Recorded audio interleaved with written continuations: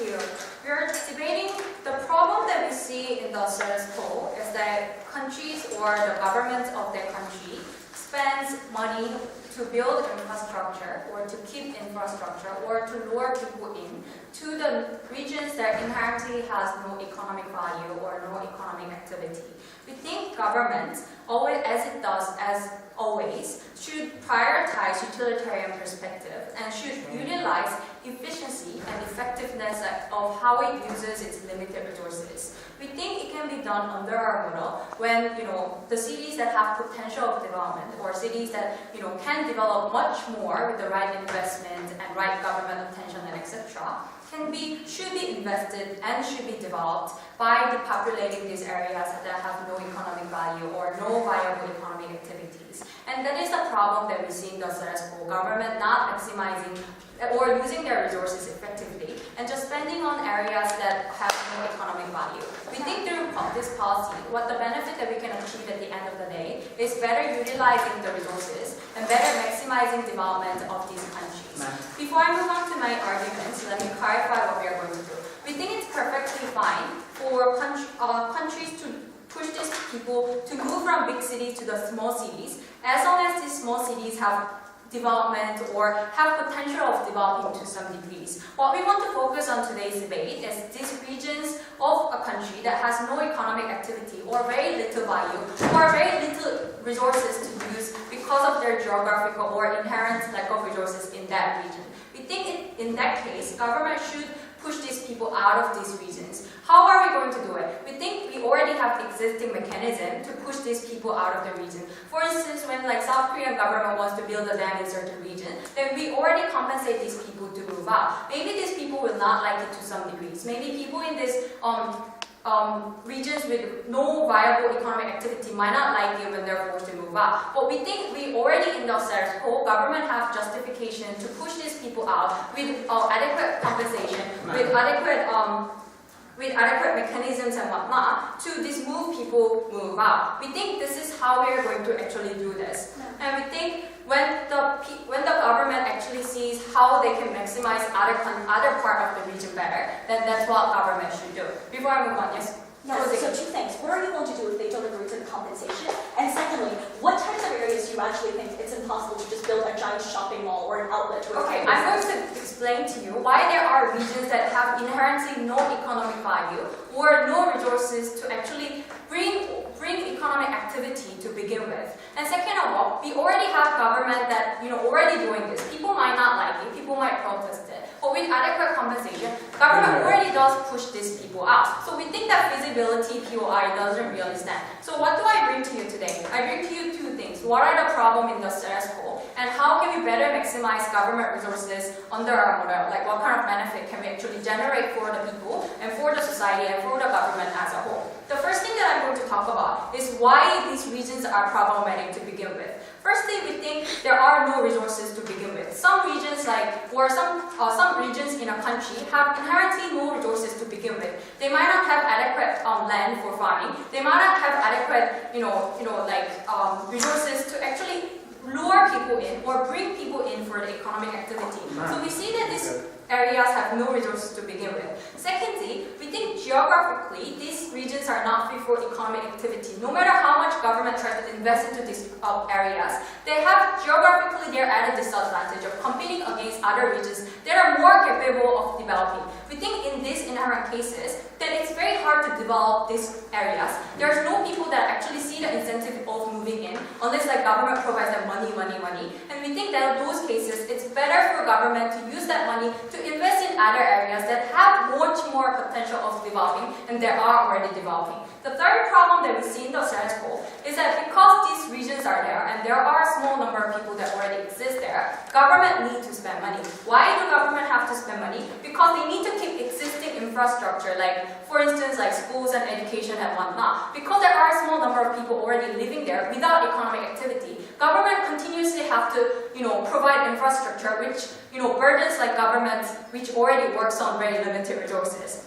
We think already its problem is that people, or the regional government try to lure people in. They blame that their lack of population is the reason why there's no economic activity. So they subsidize these people to move in. They subsidize companies to move in. And we think what it does at the end of the day is that regional governments just waste their money because even if people come in, there's nothing they can actually do, right? So we think these areas are inherently burdensome to the government because government needs to spend money for infrastructure, to keep infrastructure. They need to spend money to lure people in just in case there's something, for development which is not true.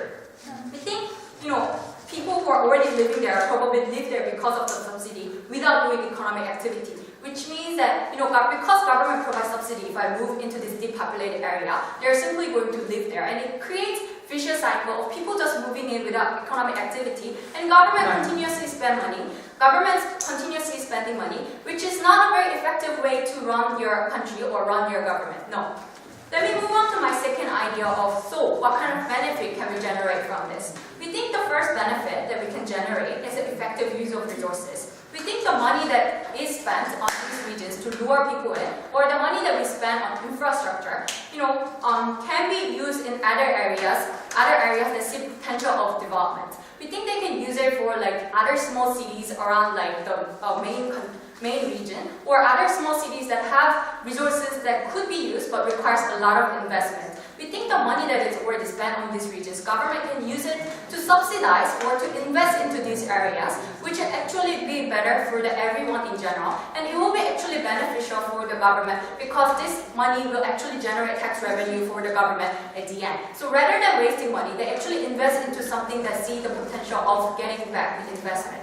We think also the second benefit that comes from this is that how they better utilize this empty land that they have. I told you that this land inherently has no value because of that there's no resources, because of their geographical condition and whatnot. But we think government can still utilize this land, barren land, to some degrees. For instance, core power plant, because there's no specific requirement for core power plant to be planted in somewhere special, right? Because it doesn't require any resources, because it doesn't require any specific, geographical condition. We think government can utilize this barren land for other purposes, which will actually be beneficial for government in general. What have I told you? I have clarified that we're not talking about people to move out of the small cities. We like people moving into small city as long as there's a potential of development. But if the government wastes their money, we think it's very okay for government to push these people to be depopulated. That's why we propose. Okay, I thank the Prime Minister for her speech, and now invite the Leader of the Opposition.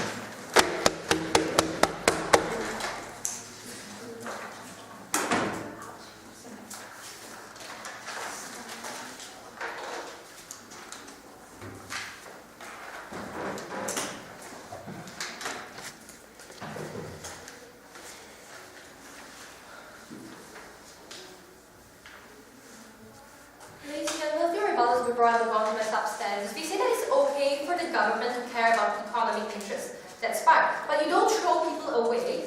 You don't throw people away, labeling them as getting in the way of the economic development to justify economic development in those regions. There are other means to develop the economy within those regions, like infrastructure projects, for example, building railroads, stadiums, universities, none of which has been considered by the government bench. But there are several ideas that they came out and talked to us about, right? OG came out and said that we should abandon these regions and move people away on the basis of saving money.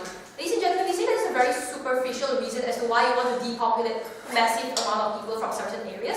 And we see that the entire end result of their argument is that they want to leave these areas barren because they are hopeless areas, they can never be developed, they are completely gone as an economical viable place, and let's leave them empty, barren, we are going to do nothing about it. In the long run, we see there's going to be a problem because there's a growing population in most countries, right? Sooner or later, the government will have an interest to want to move people into areas. So that's not a long-term solution to just remove people away and leave it barren. And even if you say that you want to develop it, we say the value of land comes in many folds. They don't just have economic value, they can have cultural value, they can have development of infrastructure, educational values, for example. And we see there are many values that can be attached to that land. It doesn't have to be on economic interest alone, and that will be sufficient to allow these people to be developed along. And we say that also that for people, actually characterize that place as such a hopeless area, right? But for people to actually want to stay there in the first place, there must be reasons other than economic interest, right? And we see that the government is infringing on the rights and the freedom of choice of these people to want to stay in these areas. There must be other interests other than personal wealth gain or whatever, since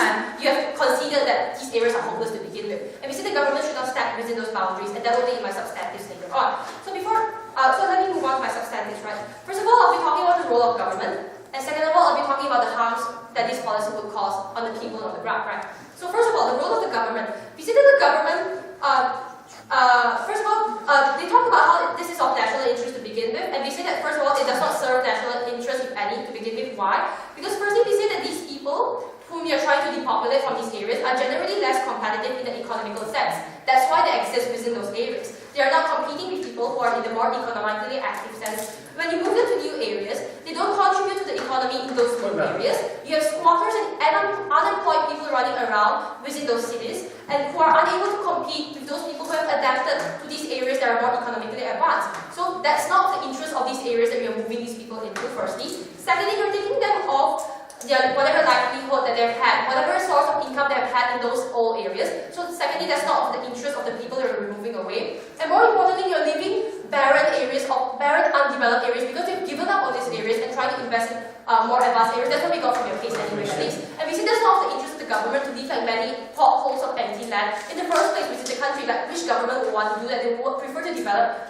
as fast as rich as possible, right? So we say this is not of national interest in any way. We don't see any benefits to national interest that they've actually talked to you about. And even if we argue that there might be some national interest involved, we don't know what, you haven't highlighted as closely yet, we say that the government should protect people's interests above such superficial economic interests, right? We say that this blanket policy doesn't take into account individual considerations, which is a problem, because we have told you that there are many considerations as to why an individual would choose to live in an economically deprived area. Not necessarily simply because they want to earn money. There may be other interests, there may be sentimental values, like my ancestors lived here, my family grew up in this farm, I grew up here all my life, I love the village, I love the sea, whatsoever. We say that when the government actually places this blanket policy, it is an insult to their freedom of choice.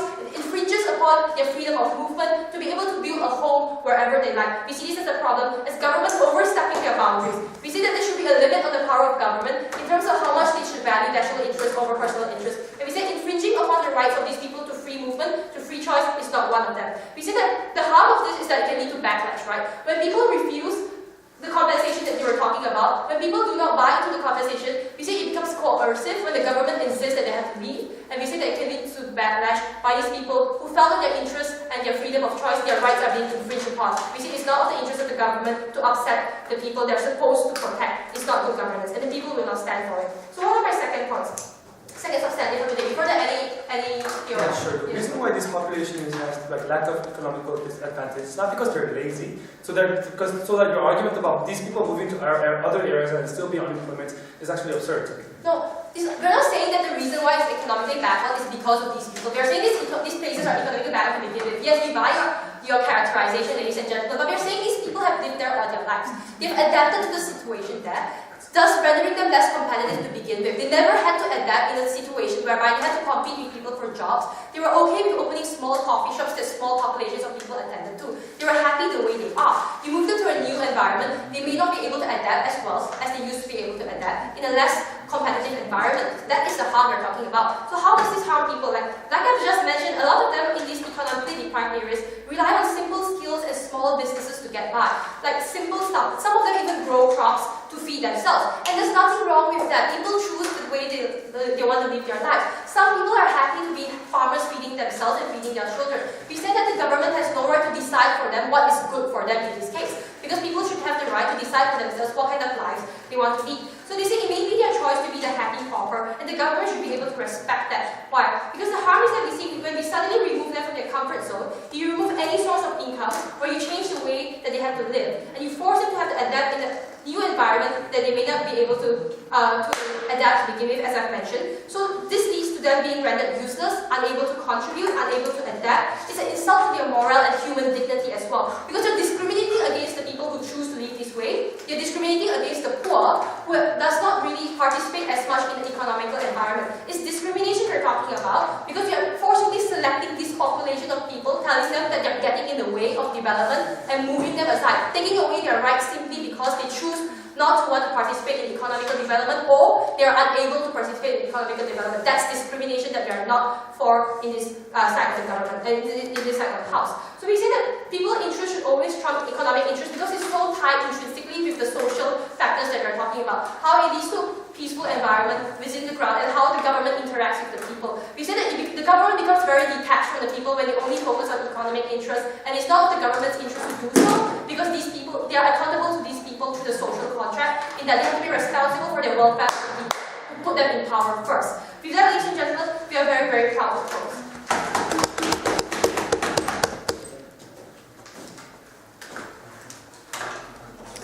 Okay, I thank speaker for her speech. And now let's have Deputy Prime Minister.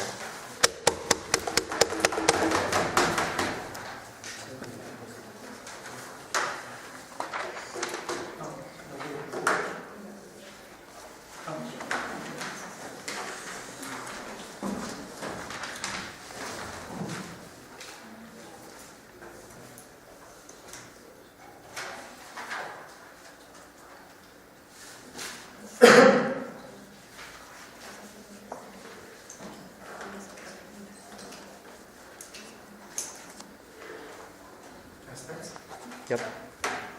Okay, unfortunately, we brought to you the characterizations of the problem that is facing the status quo in terms of how government is actually luring these people, trying to lure these people with areas that don't have economical activities just for the sake of populating that land. We told you that these kind of activities of government itself is not effective to begin with, not efficient to begin with. That's why we're going to scrap away those ideas. That was the main idea that coming from open government, which was neglected. So they simply want to talk about the rights of these people that are living in the society.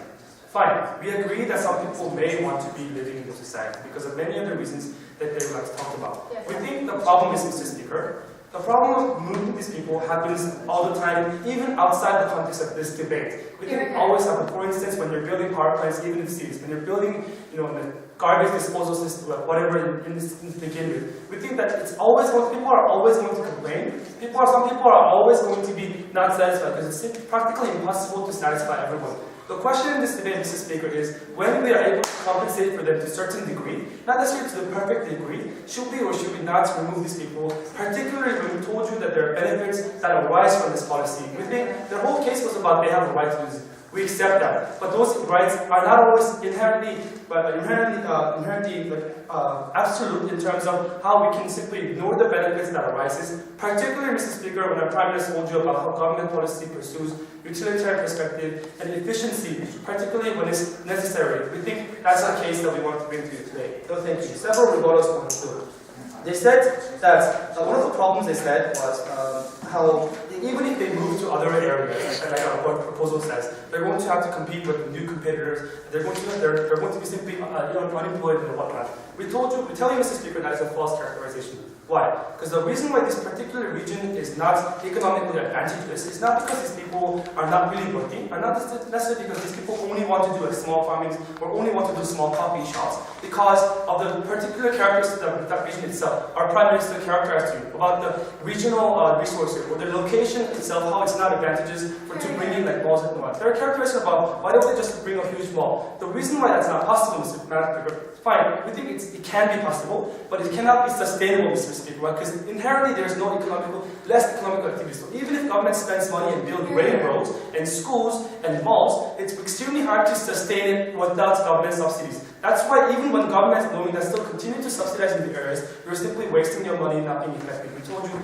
that is the harm. So thank you. Secondly, they've tried to mischaracterize our case by saying that we're leaving these areas to be just empty and whatnot. We clearly told you that our second benefit was this. We told you that these particular regions are useless when there's simply a population that cannot generate from economic generation because of the disease characterization. But Mr. Speaker, we told you that there are certain industries that can be built in these communities without the population, without necessarily the resources, without necessarily the locations. For instance, the power plants that derive from coal, it doesn't necessarily require a huge population or a city to run this. It doesn't necessarily require natural resources because countries like North and South Korea already buy coals and then transfer to these areas to begin with. So we think there are areas where you can better utilize. It's not we can better utilize. That's the whole idea of government itself. We think that's better. Sorry. Oh, sure. Sorry. So are you talking factories, like factories that actually don't need any people to work in them? Well, actually, like with that, or any other things that don't necessarily require a population that needs government subsidies, because with the population are still residing in there without economic benefits, our prime minister told you, government still needs to spend its money to run its basic infrastructures and whatnot. We think those costs are going to be much more down if you let other industry or other sectors that doesn't require population, that doesn't require natural resources, which is an inherent problem with these areas to begin with. We think we are actually better utilizing the land. We think this is settled. No, thank you, sir. With that, no, thank you. With that, I'm gonna. Secondly, I told you that they said that some people inherently like to do small farms and do coffee. Fine. We think that doing small farms and doing coffee shop is not only exclusive to these areas. They can move to other areas and still continue to build their small farms, but still continue to do coffee shop if that's something that they really want to do. We think there's really no problem. There's not enough big enough problem to deter our policy to begin with. We already accepted the fact that some people rights may be deterred, but that simply isn't enough to override the benefits. What I'm going to tell you, no thank you, I'm going to tell you in my speech, exclusively. So I'm going to talk about how it actually benefits and the populations in these regions to begin with, Mr. Speaker.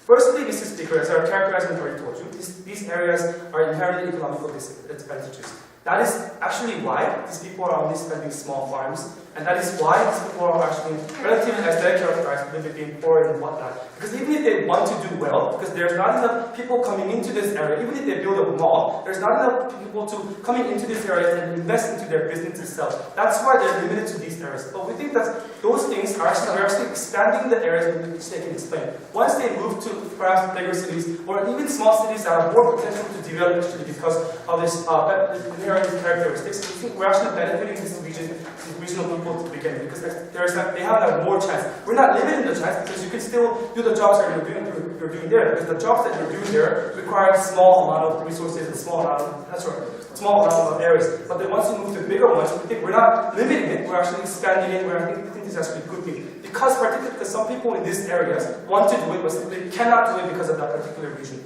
We think this is good. Secondly, we need to look at why they don't really move out to begin with, Mr. Speaker. The reason why they don't move out is we accepted the fact that to some degree, maybe it's because they like the area. Maybe it's because there's that guy was born in the house and whatnot. We think there's conflict of interest there. These people want to earn money, and these people want to economically better. Everyone wants to be economically better. But now they have this tie regionally about that. We think we're lifting their burdens in this side of the house. Why? Because we're actually subsidizing them to move into these areas, actually lifting the burdens that to some degree irrationally holds them down, and then holds them down to be limited to certain occupations and whatnot. We think this is actually benefiting them because we're actually encouraging people to move out because they simply are not tied and then they have a burden to do so. We're actually lifting the burden with them by paying them. Secondly, Mr. Speaker, we think now is the perfect time to do this. Why? Because if you continuously spend money as the status quo, then as time goes by, it becomes harder and harder and harder for government to actually help these people to move out. Why? Because government already spent billions of dollars there, so it's not going to be easy for government to simply move out. We think now is the time because government is actually spending money, but not enough money. As the time goes by, it's going to be harder and harder for government to actually subsidize more money and pull it out. Because they already spent their money, they're not going to give up these areas. But then we told you the characteristics of this land is inherently extremely hard to develop. This is because, Madam Chair, this actually helps the individuals that are living in these areas. We can better utilize the lands that we have. We think we're very proud of this proposal. Thank you.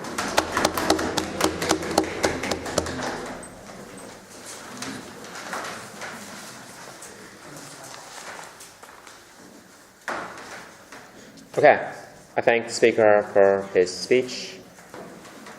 And now I call upon Deputy Leader of the Opposition.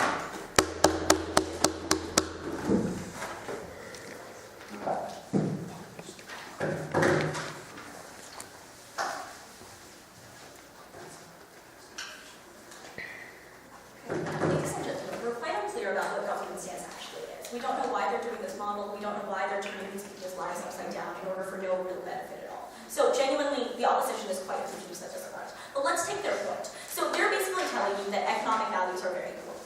But let's go to the basis of why we care about economic values. Why do we care about the government's budget? We care about the government's budget because we want this money to go towards helping its citizens. Ultimately, the real value behind the government's budget and these economic values is these people's lives. It's whether they're even leading good lives and whether we're facilitating that. That's what really matters. We believe that what they're doing over here is actually overturning their lives and making it more difficult for these people to live lives that they actually want to live. So they actually did not respond to our choice argument at all. And that's basically what we're talking about. We're talking about the government taking away your freedom of choice to actually live in an area that you want, presumably for the sake of increasing economic value. But we dispute their very assumption that there are areas that you can't really develop.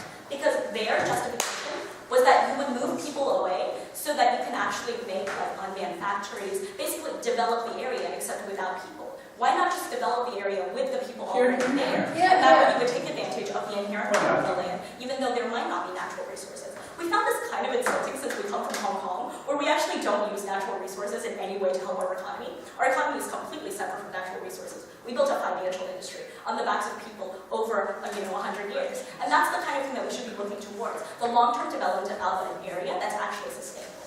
Now, I'm going to go through a few rebuttals to their specific points before I go to my substantive. In relation to their substantive points, firstly, they were talking about this status quo, where we're actually luring people to unpopulated areas. They didn't really analyze this for us. We don't know what they're really talking about with luring people to unpopulated areas. What I'm going to assume is that they're talking about the very problem that we told you about, which is growing populations within countries, and therefore people don't have a place to live. We're trying to repopulate them into areas. Oh, actually, yes, please. Okay, when there is growing population and when you want to depopulate other areas, why would you have to depopulate it to areas that have less economic activity? Why don't they have to? Why shouldn't you just depopulate to areas that have potential to develop? Right. I understand what you're saying, but I was actually very confused about what your stance was. Because you guys were saying that in the status quo, they're luring people to unpopulated areas, and that's something that we should stop doing.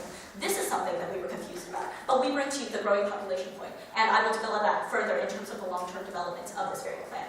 Furthermore, they say that as a justification, companies actually do this all the time. Therefore, there would be no backlash. But the government doing this, and on a wide scale, rather than in specific projects, is actually very different from this. Because when the government does this, it endorses this project, and it's far more coercive than when it's a company doing it. When it's a widespread policy, the government is basically dictating the values. It's doing precisely what the member of opposition told you, which is it's saying that your individual values, why you decided to live in this place, are not as important as the economic development of this entire country.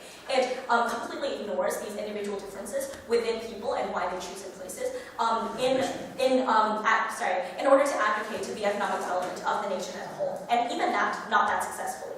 Now, in terms of the natural resources that they use as the basis of their point, we believe that this lack of natural resources, sure, it happens in certain areas, but in this day and age, there are many forms of industries that actually require no natural resources at all. You ship in the concrete, you ship in the wood, and then you make a factory. That's basically all you need. Therefore, we believe that this lack of natural resources in a piece of land, is actually not a reason to do their model at all. Now, furthermore, let's move on to my substantive points. So we're bringing you two things today. Firstly, we're talking about the short-term and long-term benefits of this policy, and secondly, we're going to be talking about the rights of minorities. In relation to short-term harms, we already told you about the backlash that's going to occur because of this government policy. In relation to this, we believe that this very much undermines the legitimacy of the government. Because such governments, when you're saying that you care about the economic values, you're genuinely saying that what you want to do is improve the lives of your people. The money that the government has comes from the people. You're trying to redistribute it in a way that better benefits your nation as a whole. Not the nation in an abstract way, the nation as in every single citizen. We're trying to make their lives better. So where the model doesn't do this, but rather ignores their personal considerations, what you're doing is essentially undermining the very meaning of the government having money at all. So this is basically a pointless and harmful motion. In relation to the long-term harms, what we see is we already characterized for you this growing population that exists in places like China, in places like India, and therefore we see that in, actually, yes, I will do quickly, go ahead. Wait, you repeatedly talk about growing population, so I'd like to ask you why governments are so foolish to put the people into such a growing population areas. I guess this relates to the fact that growing populations might be able to be moved to other areas, but the very fact of a growing population is that it's a trend. It continues to grow and grow and grow. If you look at the state of China right now, or the state of India, there's actually very little land period.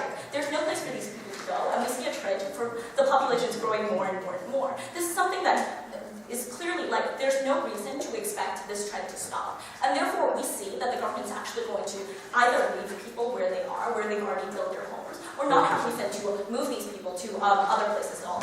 Therefore, in relation to the growing population, this actually creates an incentive for the government to find places to put these people, or really just leave them be, and build an area where more people can move there in the future and actually live in these cities. What we're basically telling you is that the number of cities, the number of economic zones, is not sufficient right now for the number of people who need to get jobs, and for the amount of welfare that we want to take care of for the citizens within this nation. Therefore, what we're looking for in terms of long-term development is actually for you to develop the land that you have, rather than to move people to cities and hope that these cities will give these people jobs. What we told you about these people and their personal values, it was actually two aspects. They only addressed the point about people being, lazy or not wanting to get jobs, and sure, that was one of our arguments. But there's also other people who simply is not equipped to go into a city and compete with people who have gone to university, compete with people who have lived in the city, and competed with other people within the city for a very long time. When you move people to a different environment, you set them up in a set of different circumstances where they have to compete with people with an entirely different background from them, and when you put them in this circumstance, they're not equipped to deal with it, and therefore there's no reason to expect that such individuals would actually have a better chance of getting a job just because we move them to a city. Now, very quickly on to the rights of minorities. This basically relates to the point that we have to take care of minorities as well as the majority within this nation. Now, when we consider the rights of minorities, we have to think about the cultural nature of land. In places like China or India, within India, the northern part of India, certain minorities live there and have lived there for literally thousands of years. We don't want to move them from these areas just because they're backwards or they're underdeveloped. They're underdeveloped because these people are tribal, like they're there, they're living in a way that is different from the modern state of life. And just because that doesn't align with the government's value of what economic value is today, is not a reason for us to ignore their inherent value and their attachment to the land. To do so would result in the very backlash that we told you about, as well as undermining the very value of the government and the people's trust in the government. Thank you very much. Oh, really? Okay. I thank Deputy Leader of the Opposition. I think this one was there.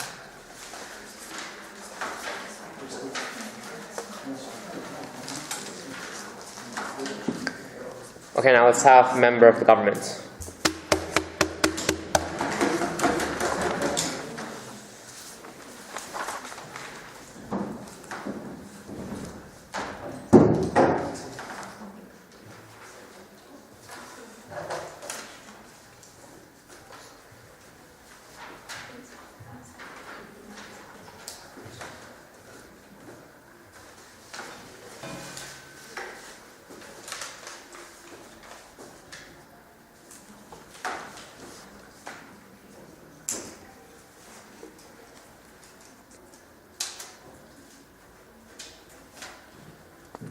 Thank you, Mr. Speaker. And hello, ladies and gentlemen, this is from the opening opposition side. We heard that it's just saying like people in such a local area want to live there. That's why we should respect it. That's why we should guarantee their right to live there where they want to. But we believe that the problem is that we think on the other hand, this action, this choice itself is harming to us, the governmental action or policy, because actually monetary resources are limited. That's why we think government have to distribute or utilize these monetary resources effectively for maximizing individual choice or whole nation. That's why we think this is the problem of right. We think that we admit that there is right to live where they want to live, but on the other hand, we think that other people have also the right to live more safer life or more comfortable life or life. So that's why we think this is the problem is that on such a situation, which right should be prioritized? This is our stance. No, thank you. So as a closing of the government, I'd like to talk about two extensions. The firstly, why uniquely in today's case is it justifiable to restrict their right to live where they want to live. And the second, I'd like to analyze what population is so important factor in the development of countries. This is our extension. But before that, a couple of rebuttals. The firstly, as my partner clearly pointed out, they say in long term the population is growing, and also this kind of the population is growing, and that's why it's okay or so on. But my partner clearly explained that why we as a government do we must support that this unaffected way, because according to the motion, this area is really is no possibility or no potential ability to develop economically speaking. So even if we are supporting this kind of policy, we never No, thank you. We never effectively develop this country. We think that development is so important factor in the politics in every single country, especially in the developing country. That's why we think this is not the reason. And secondly, they say that. No, thank you. And the secondly, they say that it's like the case of minority cases. They're talking because of this Southern Hemisphere. I don't know.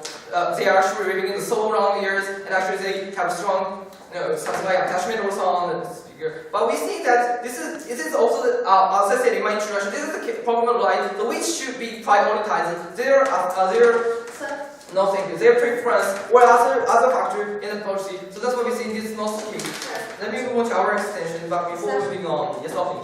Other than cutting the budget, you never justify the benefits of your policy, and you never explain why so-called economic interests trump the government's social policy. Thank you. I'd like to explain why economic factor is so important for sustaining the other people's or whole nation's life. So that's why please wait very long. And let me move to our first extension, which why is it justifiable to force people to move away from certain areas because of actually, so why actually we admit that, as I said again and again, so freedom of choice, especially in today's case, of freedom of choice, people where to choose where they live is so important. But also in some cases, we can restrict this kind of freedom. Why is that? Because actually there is a social needs which is so important for the whole nation. Actually, in those cases, we can no thank you. We actually overweight the social needs than the individual choices. Why the development is so important? We see that development must be prioritized in our policy, especially in a developing country, because we think just because they are not so economically developed, actually there are so many people in this country actually suffer from poverty, lack of food, or lack of the economic situation is so bad. No, thank you. Actually, the lack of jobs and actually they are suffering is because of this kind of low living standard. That's why we think in order to increase the living standard of citizens, this is the most important priority because there is an urgent necessity we see. No, thank you. So why does this affect? We have to effectively utilize the money. So because why is it so important? Because after taking school, we can certainly increase such kind of development, such kind of living standard. Actually, increase education. We can give more and more people, more children to be educated, or more. We can effectively set up infrastructure, and actually also we can give more, build a more hospital and keep the health of the citizens, or so on. Please consider which is the better situation. Actually, for example, in developing countries, especially in the case of like African country, actually there are so many people who are starving for poverty, so on. But on the other hand, consider the case of developed countries like Japan or USA, which is a better situation for citizens. As looking at the whole nation, actually development is so important. So that's why even under that skill, we actually, in the case of building dams, actually we actually even prevent harm to some people who live there, or in order to not just supply and stable, in order to stably supply the water, we actually build a dam and actually force people to live there. And actually, why does it justify why we have to? What we want to say there is that firstly, the right to live where they live is can't be restricted. In the secondary, and actually, we admit that people are forced to move there. Actually, we are compensated. So that's what we think. Actually, by using the alternative way, we never neglect their life. That's why we are. This is justifiable. No, thank you. Time. In the secondary, why cooperation is important? I think that cooperation is so important factor in development. Just because people there it's contribute to the economic. So two aspects. Firstly, they actually just because they live there, actually they consume food or actually utilizing the shops or some actually because of this, actually company or just some industry can profit from them. Actually, there are more and more people. Actually, the company or this kind of industry can get profit more and more. Secondly, they actually live there. They have to live there, so that they have to work there. Actually, we can expand their businesses because there are more workforces or labor forces there. Actually, for example, manage more factory in some kind of industry or so on. And actually, the problem under the school is this kind of important factor. The population, many people, is actually in a viable area. And actually, this kind of economical aspect is never working. So that's why we, as government, we incentivize people to live the more, which have potential, development potential, actually basically, and actually, think that therefore we can utilize this kind of important factor to the developing country, and which is so important for us. So that's why we're very proud to propose.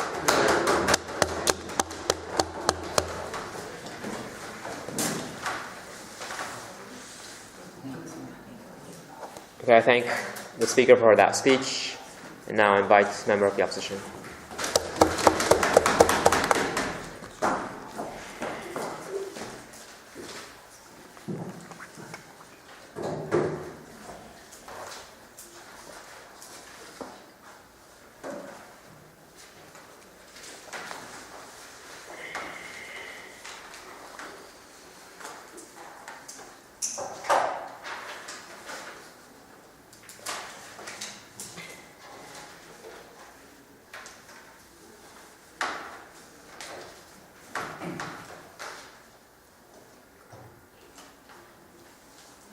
Mr. Speaker, this is what's going to happen in today's debate. First of all, I'm going to talk about when these economic activities do not really occur in those cities, why it doesn't really occur. And then I'm going to clarify the importance of developing the cities and the regions equally because for the sake of the benefits of the country at the end of the day. And then I'm going to directly move on to the points that has been made by the closing government. And then I'm going to talk about the opening half as a whole. So first of all, about the economic activities, what we see is that in those regions that doesn't really have viable economic activities, not sufficient enough, then we see there is lack of infrastructure in the first place. But not only that there is lack of population in the first place. So there isn't any space to grow service, there isn't any space for service industry to grow. There isn't any and that is why that they have lack of activities at the end of the day. So what we say is that we should rather give subsidies for people to move into those regions in order for those regions to develop at the end of the day. Because what we see is that those residences, people living in those areas, do hold meanings entrenched to those regional bases that we cannot actually violate those rights, no thank you, at the end of the day. And we also say it is very important for regions to develop equally because at the end of the day, if people concentrate on certain region, then it brings much more harms, economic harms, because those regions have limits of how much people they can hold up to, which means later on government has to disseminate those population at the end of the day, which is actually costly, and which is actually happening in most of the developed countries at the end of the day. So having said that, directly responding, no thank you, to the closing government about what the closing government has constantly been violating the value of freedom of movement. But what we say is that in a democratic society, it is absolutely important to value the freedom of movement. Unless they're talking about totalitarian government, then they should not actually violate the rights of freedom of movement, because what we believe is that is the essential right for in democratic society to respect people to move in a way that they want to, and if they don't want to, then they shouldn't be able to do so. And secondly, about the living standard, because this is directly, we're going to respond directly to this point in my argument, how this actually discourages and no thank you, the living standard at the end of the day, because it makes people to move into the cities and regions where there are already enough people at the end of the day. So basically the closing government's line has been same as the opening government. So we will respond as a whole what has happened in the opening half. So first of all, they talked about economic disadvantages. But what we say is that the reason why there is economic disadvantages in these regions is because A, there is less investment done in the first place. There isn't infrastructure that is given by the government because government sometimes arbitrarily choose those regions. So there isn't any there isn't enough investment. So we say if there is enough investment, then it is going to grow. Because secondly, it is going to grow because infrastructure tends to attract people. People tends to attract more. No, thank you. More transportation, more interaction within other regions, which tends to attract service industry, and at the end of the day, more economic activities. So what we want to furthermore emphasize is this more about population problem rather than what they have been saying, and we say that is why we need to we oppose this motion. Secondly, about the benefits, about if it actually benefits the residents. They have the only reason that has come from the opening government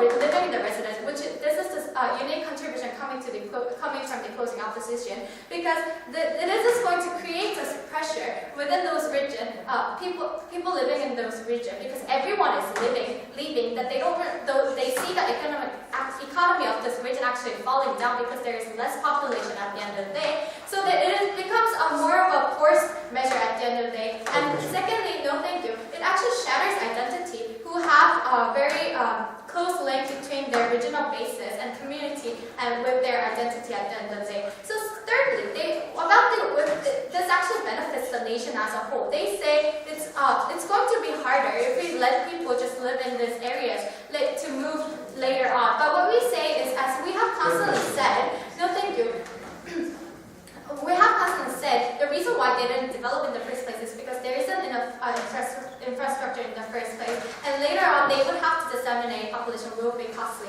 at the end of the day. No thank you, I don't have time. So moving on to our extensions, we'll prove to you from economic perspective, social perspective, and security perspective how this is going to be more beneficial. Let's look at the cities, let's look at the regions. Then no thank you, when these people are depopulated, they're more likely to move on to those populated regions, because seeing that there's more chances. But what we see is that there is degradation of living standards, and because of the harmfulness of density at the end of the day. Concentration of population within one region means there's going to be problems of housing problem, there's going to be environmental degradation problem, job problem issue, and so we say that this is unfair or overburden to those people at the end of the day, and we say that is wrong.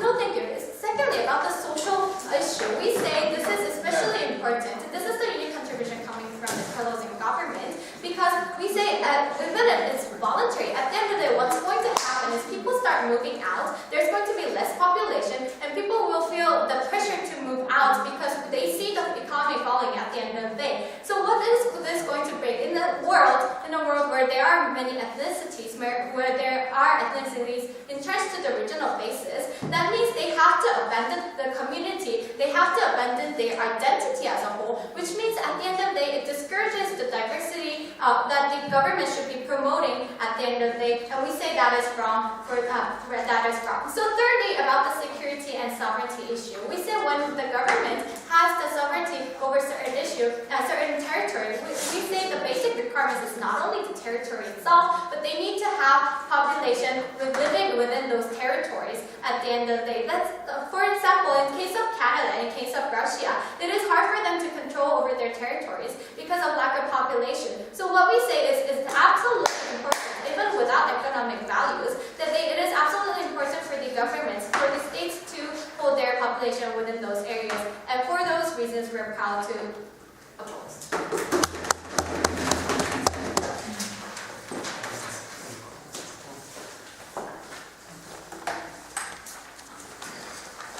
Okay, I thank member of the opposition for that speech, and I call upon final speaker from government whip.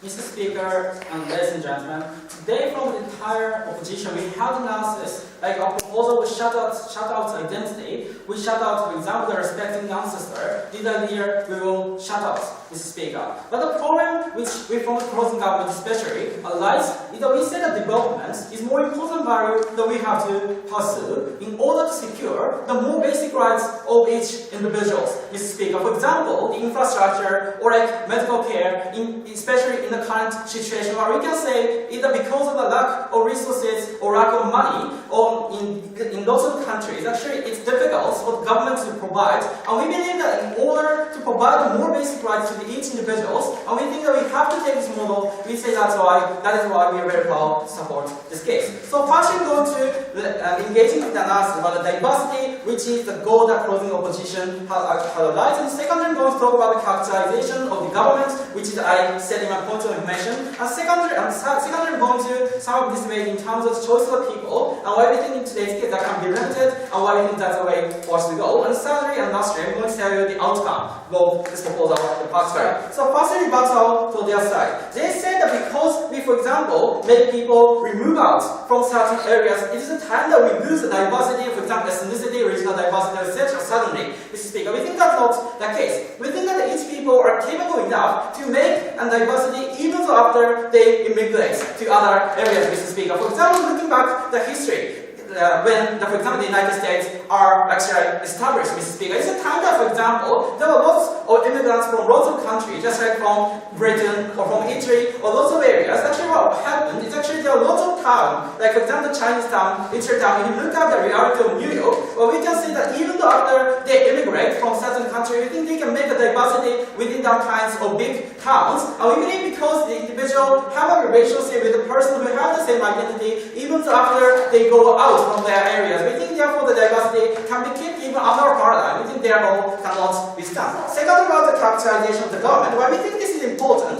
is because the entire open analysis is based on the fact that government are foolishly investing to your area, and the government will foolishly invest to the area, actually, for example, the overpopulation. What the analysis comes from the closing opposition is actually we do not use the money for the area which can be developed, right? Because of the kind of lack of investment, they cannot develop. The entire analysis based on the premise that government in the status fails to utilize the money. Mr. Speaker, we do not think the government are so foolish. Why that this is a rebuttal for their entire case, right? Because we believe the government are capable enough to utilize the money in a way that they can develop actually mostly because we in government have an interest to develop their own country, right? They have to care the life of the people, and actually they are subject to the interest of each citizen, especially the life. And we believe therefore the government have an interest in the first place. And furthermore, we believe the government are capable actor to know how to deal with these kind of issues, Mr. Speaker, because they know the entire condition of their own country, and actually they can comparatively choose which area can have more possibility to develop. Mr. Speaker, we believe because of this kind of condition, the government are able actor to choose which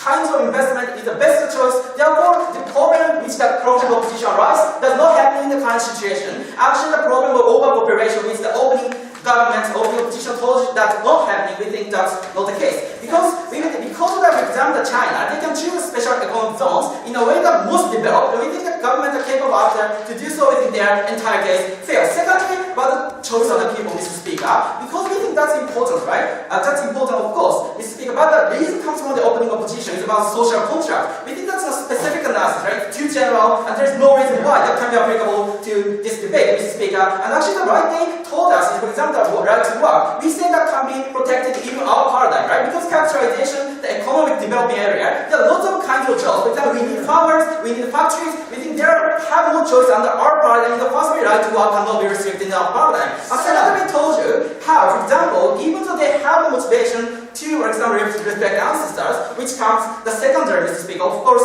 we are sad to say that. However, because we think that there is degree of importance of each right, actually it's different, right? For example, Rako, actually they are suffering from poverty, they are suffering because they cannot go to hospital because of lack of governmental care. We think especially that's happening in developing countries, for example, African countries, etc. Or even if you look at the developed countries, that's happening, for example, if you look at, for example, United States, China, or Japan, even that is happening, we cannot provide livelihood protection to every kind of citizen which is necessary, Mr. Speaker. Why that is happening is because of the fact that development doesn't happen well, Mr. Speaker. Actually, we told you from the opening government side that how the status quo we use inefficiently the money, and we think because of that kind of situation, actually the basic rights is infringed, and we think that's cuts past because we think that right to live or right to have a secure right is a first come if you want to, for example, respect ancestors, right? Without having a secure right, you have the opportunity to respect your ancestors, etc. We believe that therefore our rights is more important, therefore we have to protect it with our proposal should be fine. Yes, opening. Basically, you're saying that the government decides what is best for the people. We say that the people should decide for themselves what is best for them, and the government should not decide for them. No, Mr. Speaker, what we are saying is specifically in the case of development, because it's necessary in order to gather the money, which have to be provided to the citizens in order to secure the life of the people. We think our proposal is necessary. That is what we are saying. We are not saying the government should decide every kind of thing. We are saying specifically in today's case. Secondly, the outcome. We say that from the open government side, told you that how it starts going inefficient, right? Because actually, for example, very inner area, like far from the sea, and it's difficult to transport natural resources. Indeed, they are efficiently and repeatedly using the money in order to secure, for example, the infrastructure, etc. We think that's inefficient. In the first place, we can utilize it under our paradigm for the people who need that care. Now, secondly, we told you that under a paradigm, how we can develop more, because my partner's extension is about how population is necessary, right? For example, the type of development, what exactly is necessary is population, Mr. Speaker. For example, a factory, in order to have the factory, we need a population, or the other time, for example, consume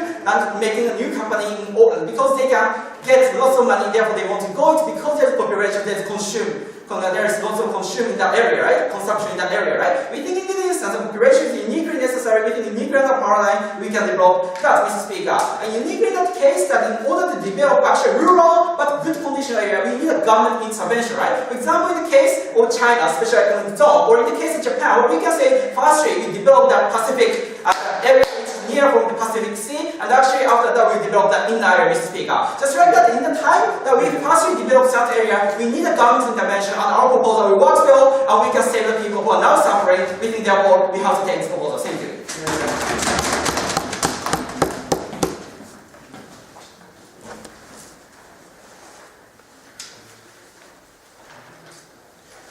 I thank Government Whip, and I call upon final speaker, Opposition Whip.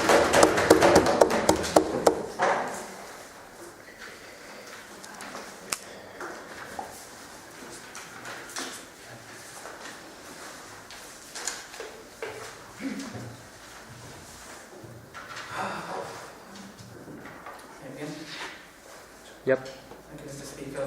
Well, we have a very miserable debate because, again, no one really understands the entire government side what the developed countries are actually doing in the status quo.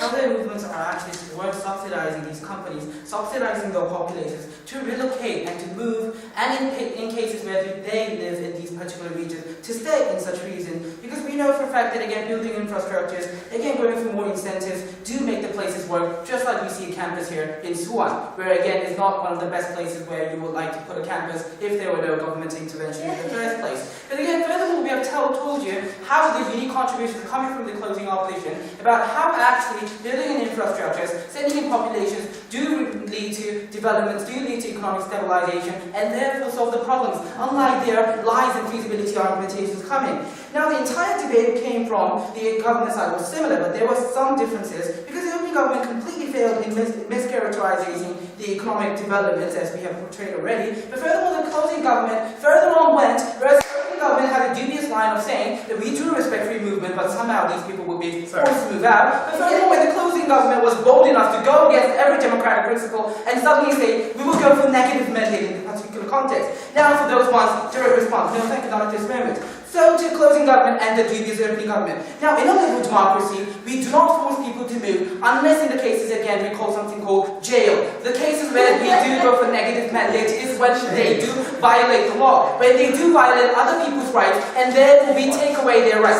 That's the particular context of, again, negative mandate. No, thank you. Unless they do something wrong and cause harm to the society, we cannot force people to move. It's heinous to force people to move. And last time we saw that Trail of Tears, Indian relocation, Stalin, and again Hussein's quotes. That's what we call as, again, undemocratic. And their entire ideas does not even stand in this particular context of the debate, where we're having a liberal democratic debate here, and their ideas fail as a whole. Again and again, we wish to penalize a little bit more for the closing government, because they were bold enough to directly say, yes, we will force. But again, second about their entire idea about development. Let's see, again, history, because they do also like history. No, thank you. Let's see how Chicago developed. Chicago developed because, again, railroads were coming into Chicago, and then people came in for, again, seeing for land. And then when people started to populate, the economy started to grow, because when people populate, then the third industries come in, service industries come in, because there's a significant amount of people, then now the third industries come in, and now these people are coming in to have workplaces. In other words, most of the times,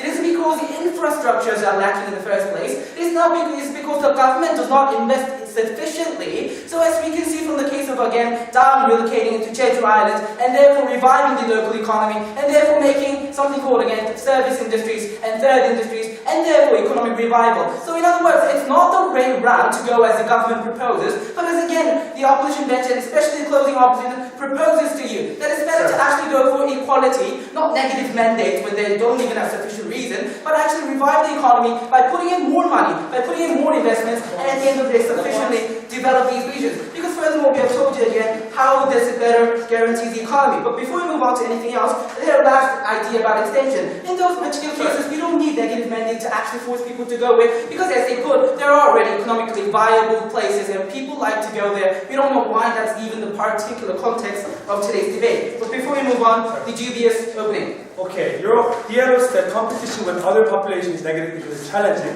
You're saying that you bring more competition in your region because you're developing that region, which is correct. We are saying that we will develop these regions and therefore pursue equality and not for the negative mandate. Very simplest line coming from the closing opposition. Now again, the first idea that there were only three things talked in today's debate: economic, society, and sovereignty. Well, that's a lot, but let's move on one by one. So first again, we see the dubious opening government who says we will first, in the status quo, we depopulate these places, at the same time saying we subsidize. So they needed a better characterization than saying we have both in the status quo. But again, we follow the status quo again, paying subsidies. And their entire argumentation about the feasibility of subsidies was that even though we put populations in, even though we put companies in, these economies will not revive. But again, as we have shown you through our argumentation, it doesn't work that way in 21st century. It doesn't work that way because again, transportation is all easier. No, thank you. That's why particularly cities like Ilsan, cities like Yongin, cities like Suwon is actually developing because we did not like the congestion, we did not like the environmental harms, we did not like the economic harms that actually arises from concentration towards one populous city, concentration towards one particular region. No, thank you. And that is exactly what we have been constantly telling you. Because again, we have told you that especially in the developing countries, the unique contribution coming from my member was that when you make people move in a particular region with insufficient medical care, insufficient ability to actually guarantee their living standards, whatever living standards that they have been proposing will not happen. Because this massive level of guaranteeing hygiene, massive level of guaranteeing this particular housing is a very hard issue for these developing countries. But furthermore, our member already told you that in both developing countries and developed countries, we do see congestion, we do see environmental damages, we do see it is very hard to actually tackle down these problems unless we depopulate from the most populous regions and even incentivize these people to actually go to less populous and therefore less economically viable. Because that is the only way that we can solve these problems that actually make the living standards of these people especially low. But furthermore, we have been constantly told you about this society, not at this moment. We have constantly told you about this society. Now the upper house had a deadlock about freedom of choice. One side saying that it's important, one side saying that it is not important. No, thank you. But again, we have broken the deadlock for our members. We have already told you how are these ethnically and culturally different people who have to be promoted, who have to keep their diversity, and are forced to do it. Because according to their model, which was very unclear, either we put in subsidy, either we force these people, now their